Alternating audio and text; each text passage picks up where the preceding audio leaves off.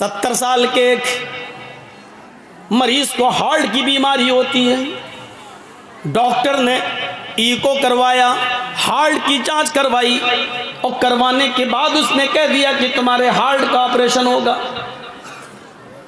اس نے آپریشن کر دیا، آپریشن کامیاب ہو گیا۔ جب ایک ڈاکٹر اس 70 سال کے بزرگ کے پاس جاتا ہے تو اس کو 8 لاکھ روپے کا بل پکڑا دیتا ہے، لیجئے آپ کے ہارٹ کے آپریشن میں یہ خرچہ آیا ہے۔ اس 70 سال کی بزرگ نے جب اپنا بل دیکھا تو اس کی آنکھوں میں آنسو آ گئے۔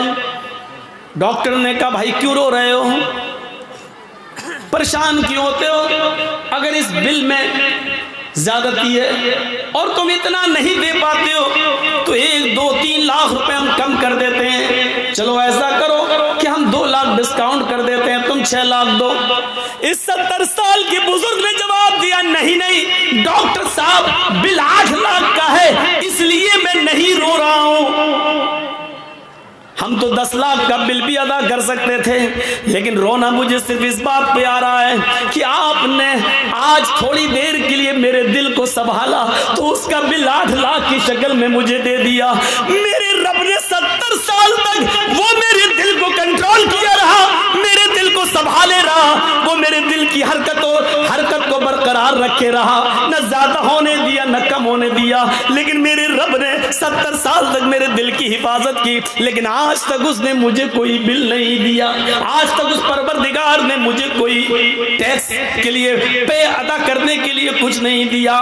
میرے بھائیوں، اس مقام پر لے کر اپنے آپ کو سوچئے کہ دل سنبھالنے والا وہ ہے، باڈی سنبھالنے والا وہ ہے، جسم کے درمیان توازن رکھنے والا وہ ہے، آج تک وہ تمہیں ٹیکس نہیں دیتا۔ ہم اس کے بدلے میں اتنا بھی نہیں کر سکتے کہ اپنا سر زمین پر رکھ کر، اپنی ناک زمین پر رکھ کر اس بات کا اقرار کر لیں اللہ میں تیرے سامنے اپنی ناک رگڑ رہا ہوں کیونکہ عزیز تو ہے، ہم ذلیل ہیں، اے اللہ ہم نے زمین پر اپنا سر رکھ دیا، ہم تیرے غلام ہیں اور تو میرا مالک ہے۔ کیا ہم اس بات کا بھی اقرار نہیں کر سکتے اپنے رب کے سامنے؟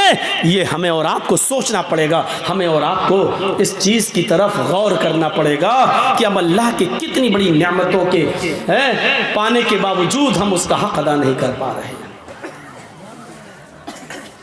ہماری اور آپ کی حالت کیا ہے؟ جرجیت صاحب سے کسی کی لڑائی ہو گئی، آج جرجیت صاحب کے بیٹے کی شادی ہے، وہ میرا دشمن ہے، ہم اس کو نہیں بلائیں گے، کل شادی ہو گئی، پڑوسی کو پوچھا تک نہیں۔ ہمارے بیٹے کی شادی میں وہی آئے گا جو میرا مرید ہوگا، میرا دوست ہوگا۔ جرجیت صاحب نے اپنے دوستوں کی لسٹ بنائی اور شادی اپنے بیٹے کی سارے دوستوں کو بلایا، لیکن ایک بھی دشمن نہیں آیا۔ بلایا ہی نہیں تو آئے گا کیوں؟ یہ چھوٹا بڑا ہم سوچ سکتے ہیں، یہ دشمنی ہماری ہو سکتی ہے، ہم اپنے دشمن کو دیکھنا گوارا نہیں کرتے، ہم اپنے دشمن کو اپنے دسترخوان پر بٹھانا گوارا نہیں کرتے، لیکن ذرا رب کی رحمت پر نظر ڈال کے دیکھو، وہ کہتا ہے الحمدللہ رب العالمین۔ اور دنیا والوں، میں صرف مسلمانوں کا رب نہیں ہوں، میں ہندوؤں کا بھی رب ہوں، میں عیسائیوں کا بھی رب ہوں، میں کرسچن کا، میں جینیوں کا اور میں سکھوں کا بھی رب ہوں۔ اگر ایک مسلمان کو میں کھلاتا ہوں تو ایک ہندو کو بھی میں کھلاتا ہوں، ایک عیسائی کو بھی میں کھانے کو دیتا ہوں۔ اگر میں ہوا چلاتا ہوں تو اس سے ایک مسلمان کو اگر فائدہ ہوتا ہے تو ہندو کے گھر تک بھی جاتی ہے۔ اگر اس بارش سے ہم غلہ اگاتے ہیں تو مسلمانوں کا اگاتے ہیں تو غیر مسلموں کا بھی اگاتے ہیں۔ وہ لوگوں، ہم سے سیکھو، ہمارے درمیان کوئی دشمنی نہیں ہے۔ ہم نے اگر اس دنیا میں کسی سے دشمنی کی ہوتی تو دنیا میں وہ آدمی جیتا ہی کہاں ہے، لیکن ہماری نظر میں دنیا کی حیثیت کچھ ہے ہی نہیں ہے۔ لو کانت الدنیا تعدل عند اللہ جناح بعوضۃ ما سقى کافرا من شربۃ ماء۔ اور دنیا والوں، اگر اللہ کی نظر میں مکھی کے ایک پر کے برابر، مچھر کے ایک پر کے برابر بھی اس دنیا کی عزت ہوتی، اللہ اس دنیا کو مچھر کے پر کے برابر بھی اگر عزت دیتا، اگر مچھر کے پر کے برابر بھی اس دنیا کی شان و شوکت اللہ کی نظر میں ہوتی تو ما سقا کافر من شربۃ ماء، تو اللہ اس دنیا سے کسی کافر کو ایک گھونٹ پانی بھی نہیں پلاتا۔ لیکن دنیا کی کوئی حیثیت اللہ کی نظر میں ہے ہی نہیں، مچھر کے پر کے برابر بھی دنیا کی حیثیت نہیں، اس لیے پیو، کھاؤ، دوڑو، بدماشیاں کرو، جو کرنا ہو کرو، آخر مر کر جاؤ گے کہاں؟ آنا تو میرے ہی پاس ہے، تمہارا ریموٹ کنٹرول تو میرے ہی پاس ہے۔ ٹی وی پر ہماری بیویاں کچھ بھی دیکھ رہی ہوں، سیریل، اب وہ ناچ رہی ہے، ناچے، جب چاہے تب ہٹا دے، ریموٹ کنٹرول تو آپ کی بیوی کے ہاتھ میں ہے، جب چاہے دبا دے اور وہ سکرین بدل جائے گی، وہ پردہ بدل جائے گا، دوسرا چینل لگ جائے گا۔ میرے بھائیو، بھاگو کتنا بھاگ سکتے ہو، پیو شراب کتنی پی سکتے ہو، کھیلو جوا کتنا کھیل سکتے ہو، نمازوں سے بغاوت کرو کتنا کر سکتے ہو، جو چاہو کرو، لیکن جاؤ گے کہاں؟ آؤ گے تو میرے ہی پاس، تمہارا کوئی وجود نہیں ہے، جاؤ گے کہاں؟ مولوی جرجیس نے دیکھا اندرا گاندھی کو 16 گولیاں اس کے باڈی گارڈ نے مار دی۔ اللہ، اس دیش کے تو پردھان منتری بھی اپنی جان نہیں بچا پا رہے ہیں تو میری جان کیا بچائیں گے؟ انڈیا میں تو موتیں آ رہی ہیں۔ جرجیس بھاگ کر انڈیا چھوڑ کر پاکستان کی سرزمین پر گیا اور پاکستان کی دھرتی نے پوچھا، جرجیس تم یہاں کیوں آئے ہو، انڈیا چھوڑ کے کیوں آئے ہو؟ میں نے کہا راشٹرپتی مرتے ہیں، پردھان منتری مرتے ہیں، وہاں موتیں ہو رہی ہیں، اس لیے میں آیا ہوں، یہ مسلمانوں کا ملک ہے۔ پاکستان کی سرزمین جواب دیتی ہے، تو نے بے نظیر بھٹو کی داستان نہیں سنی ہے، جنرل ضیاء الحق کی داستان تو نے نہیں سنی ہے، اس کو اس کے دانتوں سے پہچانا گیا، جب مرا تو اس کی شکل تک نہیں پہچانی جا رہی تھی۔ تو نے ذوالفقار علی بھٹو کو تختے تار پہ لٹکتا ہوا نہیں سنا؟ ارے ادھر تو کم مرے انڈیا میں، پاکستان میں تو بھروسہ ہی نہیں ہے، یہاں کب کون کس کی گولی سے مار دیا جائے، پاکستان میں بھی تم محفوظ نہیں ہو۔ جرجیس عراق کی سرزمین پر گیا، عراق کی دھرتی نے کہا اگر یہاں زندگی کسی کو مل سکتی تھی تو صدام جیسے آدمی کو مل سکتی تھی، اس لیے کہ امریکہ کی آنکھوں میں آنکھیں ڈال کر اسی نے جرأت کی ہے، اسی نے بہادری دکھائی ہے، لیکن موت نے اس کو بھی اپنے شکنجے میں لے لیا۔ جب پکڑا گیا تو بنکروں کے اندر پایا گیا، داڑھی بڑھ چکی تھی، مونچھیں بڑھ چکی تھی، شکل سے پہچان میں نہیں آ رہا تھا۔ عراق نے کہا تم سعودیہ چلے جاؤ، وہاں تمہاری جان بچ جائے گی۔ جرجیس عراق کی سرزمین سے بھاگ کر سعودیہ کی سرزمین پر آتا ہے، سعودیہ کی سرزمین میں ریاض میں اترتا ہے۔ ریاض نے پوچھا کیوں آئے ہو؟ جواب دیا اس لیے کہ انڈیا میں مرتے ہیں، پاکستان میں مرتے ہیں، عراق میں مرتے ہیں، ایران میں مرتے ہیں، یہاں ہم اس لیے آئے کہ میری جان بچ جائے۔ ریاض کی سرزمین نے کہا یہاں پر بھی جان نہیں بچے گی، اس لیے کہ دیکھو شاہ فیصل کو اس کے بھتیجے ہی نے مرڈر کر دیا، اس کے بھتیجے نے مار ڈالا، بعد میں اس کو بھی قتل کیا گیا۔ ہاں یہاں پر بھی بادشاہوں کا مرڈر ہوا، قتل ہوا۔ اگر تمہیں اپنی جان بچانا ہے تو مکے میں چلے جاؤ، وہاں جناب محمد رسول اللہ پیدا ہوئے تھے، شاید وہاں جان بچ جائے۔ جرجیس مکے میں جاتا ہے، مکے کا نظارہ دیکھ کر خوش ہو جاتا ہے، جیسے اندر گھستا ہے اس کو طواف کرنے کا موقع ملتا ہے۔ ابھی اس نے خانہ کعبہ کے ساتھ چکر لگائے تھے، ابھی مقام ابراہیم پر 2 رکعت نفل نماز پڑھی تھی، ابھی دعا مانگی رہا تھا، ابھی صفا اور مروہ کے چکر لگا ہی رہا تھا، اتنے میں اذان کی آواز آتی ہے، اذان کے لیے نماز پڑھی جاتی ہے۔ جرجیس نماز پڑھنے لگا، خوش ہے، آج ایسی بستی میں آیا ہوں جہاں محمد رسول اللہ پیدا ہوئے، یہاں میری جان بچے گی، یہاں کبھی موت نہیں آئے گی۔ جرجیس نے جب ظہر کی نماز پڑھ کے سلام پھیرا، امام حرم نے نماز پڑھا کر سلام پھیرا، السلام علیکم ورحمت اللہ۔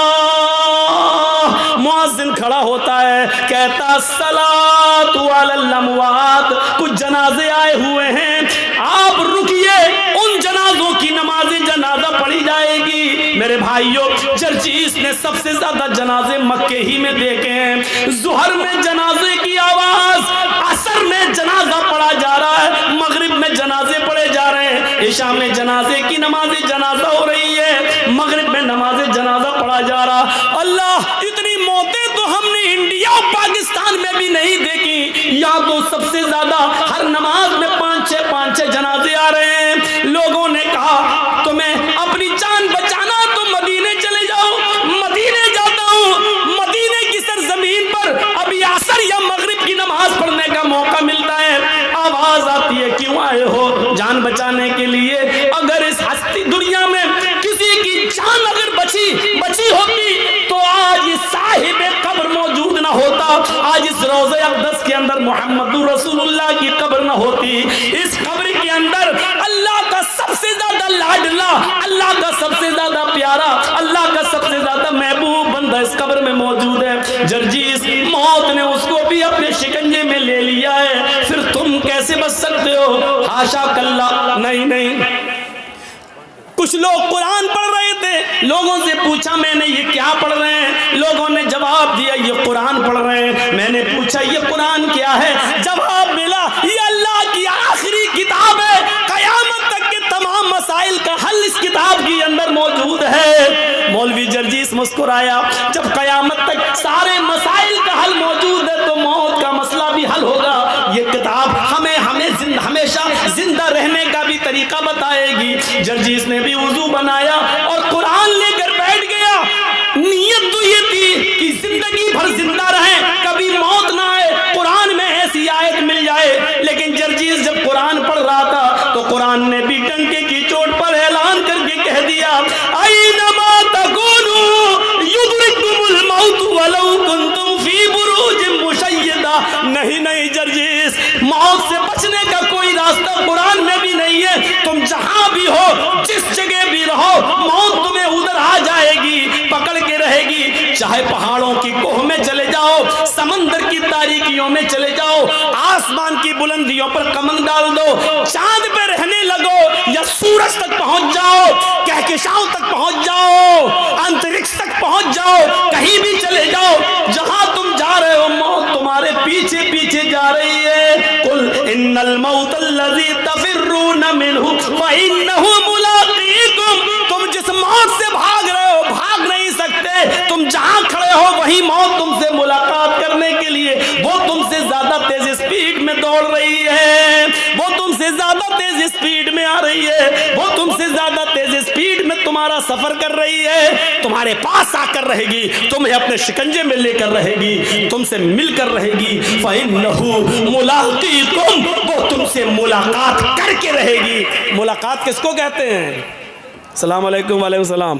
آپ نے ہم سے ہاتھ ملایا, ہم نے آپ سے ہاتھ ملایا, آپ نے ہم کو دیکھا, ہم نے آپ کو دیکھا, یہ ہے ملاقات. آپ نے میری آنکھوں میں آنکھیں ڈالی, ہم نے آپ کی آنکھوں میں آنکھیں ڈالی, یہ ہے ملاقات. فَإِنَّهُ مُلَاقِيكُمْ, موت تم سے ملاقات کرے گی. اس کا ترجمہ میں یوں بھی کر سکتا ہوں کہ موت تمہاری آنکھوں میں آنکھیں ڈال کر رہے گی, یعنی موت تمہیں اپنی نظروں سے تمہاری آنکھوں میں آنکھیں ڈالے گی اور تمہاری روح اس وقت نکلے گی. وَأَنْتُمْ حِينَئِذٍ تَنْظُرُونَ, اپنی آنکھوں سے دیکھو گے روح نکالنے والے فرشتے کو. جب روح نکال رہا ہوگا وہ نکال کے لے جا رہا ہوگا. میرے بھائیوں, جب تمہاری روح نکلے گی, ہماری روح نکلے گی, وَأَنْتُمْ حِينَئِذٍ تَنْظُرُونَ, اس وقت مرنے والا اپنی آنکھوں سے دیکھ رہا ہوگا. بڑا عجیب مسئلہ ہوتا ہے جب روح نکلتی ہے. روح سب سے پہلے پیروں کے تلوے سے نکلتی ہے نیچے. آپ کسی مرنے والے کے قریب بیٹھیے اور دیکھیے, سب سے پہلے اس کا پیر کام کرنا بند کرتا ہے. روح یہاں سے کھینچتا ہے ملک الموت, یہاں سے کھینچ کر ٹخنے تک آتی ہے, پھر یہاں سے کھینچتا ہے تو پنڈلی تک آتی ہے. بس ساق بساق, پنڈلیوں سے پنڈلیاں ٹکرا جاتی ہیں اور نیچے کا دھڑ کام کرنا بند کر دیتا ہے. پھر یہ روح کھینچتا ہے تو گھٹنے تک آ جاتی ہے, گھٹنے کے نیچے کا حصہ بیکار ہو جاتا ہے. پھر روح کھینچتا ہے تو ران تک آ جاتی ہے, ران سے نیچے کا حصہ بے جان ہو جاتا ہے. پھر روح کھینچتا ہے تو سینے تک آ جاتی ہے اور سینے سے نیچے کا حصہ بیکار ہو جاتا ہے. پھر روح حلق تک آ جاتی ہے, حلق تک آ جاتی ہے اور حلق سے نیچے کا حصہ بیکار ہو جاتا ہے. اور پھر حلق کے پاس آ کر جب روح کو کھینچتا ہے, روح نکالتا ہے, تو یہ روح آنکھ, ناک اور کان, ان تینوں راستے سے باہر نکلتی ہے. اور جب नाक और कान के रास्ते से निकलते हुए आंखों तक पहुंचती है, तो आंखें फट जाती हैं। और आप देखिएगा मरने वाला जब मर रहा होगा तो उसकी आंखें खुली रह जाती हैं। क्यों? कुरान कहता है इसलिए खुली रह जाती हैं कि वह अंतुम हीनइज़िन तंजुरून, उस वक्त वो रूह निकालने वाले मलकुल मौत को अपनी आंखों से देख रहा होता है। और ये देख रहा होता है कि मेरी रूह को लेने वाले रहमत के फरिश्ते आसमान से आए हैं या अज़ाब के फरिश्ते आसमान से आए हैं, मेरी रूह को जन्नत के फरिश्ते ले रहे हैं या मलकुल मौत के हाथों से मेरी रूह को जहन्नम के फरिश्ते ले रहे हैं। वो इसी दुनिया में देख लेता है कि मेरी रूह को लेने के लिए जहन्नम के फरिश्ते आए हैं, जन्नत के फरिश्ते। बहुत आसान है। हम लोगों में से कितनों के माँ बाप इस दुनिया में नहीं होंगे, कितनों की माँ इस दुनिया में नहीं होगी, कितनों के माँ बाप इस दुनिया में नहीं होंगे। ज़रा सोचिए, वो इस दौर से गुजर चुके हैं, अब वो दौर हमारा भी आने वाला है, आपका आने वाला है, हमें भी उस दौर से गुजरना है। हमने इस मौत के बाद के लिए क्या तैयारी कर रखी है? हमें इस चीज़ का एहसास अपने अंदर पैदा करना है। बहुत खुश और मगन हो चुके हम लोग, बहुत।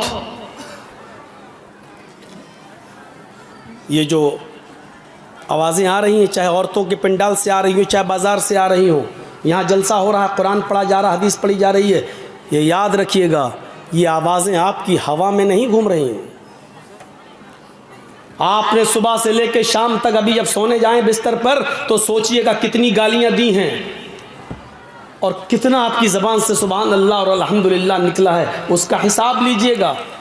आप अभी तक अपनी पूरी ज़िंदगी का नहीं ले पाएंगे, लेकिन आज का हिसाब लीजिएगा। आज सुबह से शाम तक कितनी गालियां दी हैं, कितनों को धोखा दिया है, कितनों को नाजायज़ सताया है, कितनों पर जुल्म किया है और कितनों के साथ अच्छा सलूक किया है। आपने जो कुछ भी किया है वो इस हवा में घूम नहीं रहा है, बल्कि उसको फरिश्ते रिकॉर्ड किए हुए हैं। अच्छा क्या तो दाएं हाथ के फरिश्तों ने रिकॉर्ड कर रखा है, बुरा आपकी ज़बान से निकला तो उसको बाएं हाथ के फरिश्तों ने रिकॉर्ड कर लिया है। वो इस हवा में है नहीं। ये मत सोचिएगा कि उस हवा में घुल गया और मिल गया और चला गया, नहीं, वो रिकॉर्ड है, वो रिकॉर्ड है। और क़यामत के दिन अल्लाह उस रिकॉर्ड को हमारे सामने पेश कर देगा।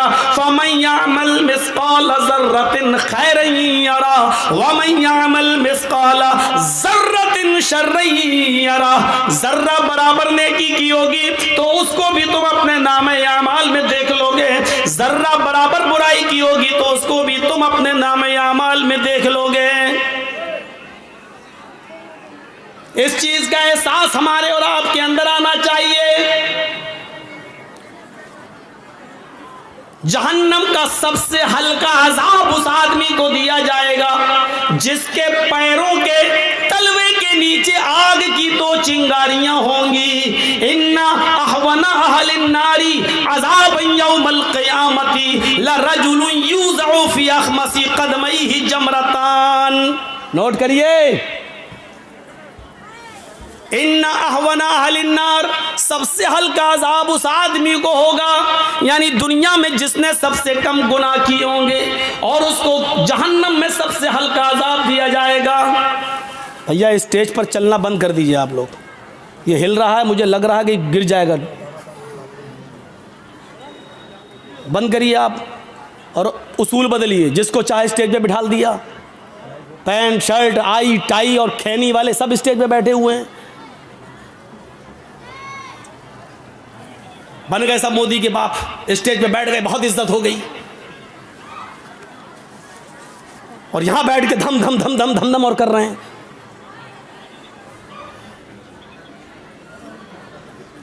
इन्ना अहवना अहलिन नारी अज़ाबन यौमल क़ियामती, सबसे हल्का अजाब उस आदमी को दिया जाएगा क़यामत के दिन। लरजुलुन युज़अु फ़ी अख़मसी क़दमैहि जमरतान, जिसके पैरों के तलवों के नीचे आग की दो चिंगारियां रख दी जाएंगी। चिंगारी, कभी बीड़ी पिए हो? हाँ, वो तो बहुत लोग होंगे ऐसे। मौलाना साहब किसी को खड़ा करके पूछो, कहेगा हाँ हाँ हाँ मौलाना साहब गलती हो गई, आइंदा नहीं पिएंगे, लेकिन अभी तो कहेगा हाँ पीते हैं। चिंगारी देखी आपने? एक आध चिंगारी उठती है, انگارے کی بات نہیں کر رہا ہوں میں، انگارہ تو اتنا بڑا ہوتا ہے، کوئلہ آپ نے جلایا وہ انگارہ ہے، وہ تو بہت بڑا ہو گیا۔ آگ کی 2 چنگاری 2 پیروں کے نیچے، ان تلووں کے نیچے رکھ دی جائے گی۔ یہ کون آدمی ہوگا معلوم ہے؟ جس نے سب سے کم گناہ کیے ہوں گے، اور دنیا جہنم میں جس کو سب سے ہلکا عذاب ہو رہا ہوگا۔ ہم لوگوں نے سب سے کم گناہ کیے ہیں، یہ تو بعد ہی میں پتہ چلے گا کم کیے کہ زیادہ کیے۔ 2 چنگاریاں رکھی جائیں گی، اور ان دونوں چنگاریوں کا حال کیا ہوگا؟ یغلی منہما دماغہ، ان دونوں چنگاریوں سے اس کا دماغ کھول رہا ہوگا ہانڈی کی طرح۔ جیسے گوشت ابلتا ہے نا، ہانڈی میں آپ گوشت رکھ دیجئے اور تھوڑی دیر کے لیے آگ پر رکھ دیجئے، اس کے بعد دیکھیے ہو آواز آتی ہے نا چولہے پر آواز، یغلی منہما دماغہ، ان دونوں چنگاریوں سے اس کا دماغ کھول رہا ہوگا۔ یرا انہ اشد عذابا، وہ سمجھ رہا ہوگا پوری جہنم میں سب سے زیادہ سخت عذاب مجھی کو دیا جا رہا ہے۔ 2 چنگاریوں کی وجہ سے وہ کیا سمجھے گا کہ مجھے سب سے زیادہ سخت عذاب دیا جا رہا ہے، حالانکہ اس کو سب سے ہلکا عذاب ہو رہا ہوگا، لیکن وہ یہ سمجھے گا کہ پوری جہنم میں سب سے زیادہ سخت عذاب مجھے دیا جا رہا ہے، سب سے زیادہ سخت عذاب۔ یہ تو سب سے ہلکا عذاب ہو گیا۔ اب اللہ جانے سب سے ہلکا عذاب کس کو ملے، کون ہو جس نے سب سے کم گناہ کیے۔ یہ تو سب سے ہلکا عذاب ہو گیا، لیکن سب سے زیادہ سخت عذاب کس کو دیا جائے گا؟ وہاں نام آئے ہیں۔ سب سے زیادہ سخت عذاب کس کو دیا جائے گا؟ وہاں اللہ کے نبی نے نام لیے ہیں۔ ان اشد عذاب یوم القیامت المصورون، آخرت کے اندر سب سے زیادہ سخت عذاب، سب سے زیادہ ہارڈ عذاب اس کو دیا جائے گا جو دنیا میں تصویریں بنایا کرتا ہے، جو دنیا میں تصویریں لیا کرتا ہے۔ کھل کر کیوں نہ کہہ دوں، جو اپنے موبائلوں میں سیلفی لیتا ہے، فوٹو کھینچتا ہے، کسی مولوی کے ساتھ وہ سیلفی لے کر فخر کرتا ہے، اپنی دکان میں مولانا کو بٹھا کے سیلفی لے کے اس کے پرچار کرتا ہے۔ ان اشد عذاب یوم القیامت، ان اشد الناس، سخت عذاب لوگوں میں سب سے زیادہ قیامت کے دن اس کو دیا جائے گا المصورون، جو دنیا میں تصویریں بنایا کرتے ہیں، جو دنیا میں تصویریں لیتے ہیں۔ لو لو بیٹا لو، کھینچو۔ کیا ہو گیا؟ ویڈیو کر رہے ہو؟ یہ نہیں بن رہی ویڈیو۔